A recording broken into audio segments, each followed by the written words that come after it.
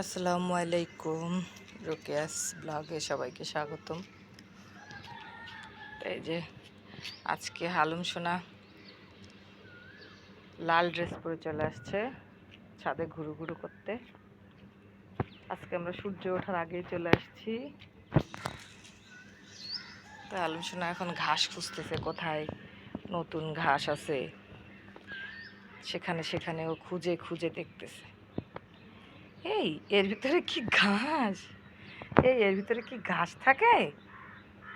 আয় পাগল, সূর্য এখনো ওঠেনি, এখন বাজে 6টা 20। তো এই কয়েকদিন একটু অসুস্থতার কারণে আসলে ফজরের পরে ঘুমায়েছিলাম, ছাদে আসতে পারিনি। শরীরটা অনেকটাই খারাপ ছিল, জ্বর সর্দি কাশি। এখন আলহামদুলিল্লাহ মোটামুটি ভালো আগের তুলনায়। আর হালুম তো প্রত্যেক দিনই ভোরবেলা ওঠে, ও প্রত্যেক দিনই ভোরবেলা ওঠে, ওর ভোরবেলা না উঠলে চলে না। ও ফজরে উঠে, এমনকি ফজরের আগেও উঠে ও ঘুরবে ফিরবে, কিছু খাবে, খেয়ে টেয়ে এই যে এখন ঘুরে টুরে যেয়ে ঘুমাবে।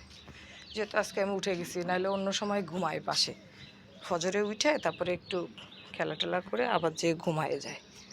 তো আজকে আর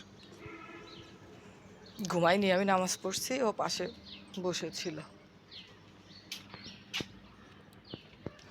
তারপরে এই যে ও বুঝে, ও অনেক বোঝে, ও অনেক বোঝে যে আমি ছাদে আসবো, এটাও বোঝে। দেখে যে বালতি ভরি পানি নেই, আবার ওর ড্রেস গায়ে দেওয়াই, এগুলো দেখলেও বোঝে।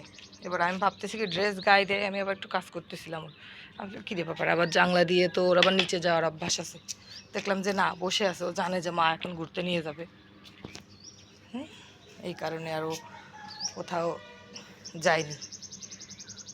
আর সবচেয়ে মজার বিষয় হচ্ছে ও অনেক বোঝে। কালকে ওর পটি করার যে লিটার অল্প আছে গামলায়, পরিষ্কার করা হয়েছে, এখন ওই অল্পর ভিতরে ও পি করবে না। এই উঠবি না, না না, ও ভিতরে পি করবে না। এখন আমি করছি যে কি ব্যাপার, ও এদিকে ওদিকে এরকম ছোটাছুটি করতেছে কিছু করার জন্য। পরে আমি লিটারে আবার গামলায় লিটার ঢেলে দিলাম, সাথে সাথে যে পি করলো, মানে ও বুঝলো যে না এবার ঠিক আছে, এবার আমি পারবো করতে। এখানে উঠা যায় না মা, আমি উঠাই দিছি, আমি ওই পাঁচিলে উঠাই দিই, চলো। এখন পাঁচিলে উঠার নেশা উঠে গেছে, এখন ওই পাঁচিলে না উঠাই দিলে ও নিজে নিজে এলোমেলো করে উঠবে আর পড়ে পড়ে যাবে। ওদিক যাবে না, না ওদিক যাওয়া যাবে না। দেখো তো, বাবা ডগি, দেখো তুমি, একদম রেগে গেছে, শব্দ শুনে ভয় পেয়ে গেছে একদম।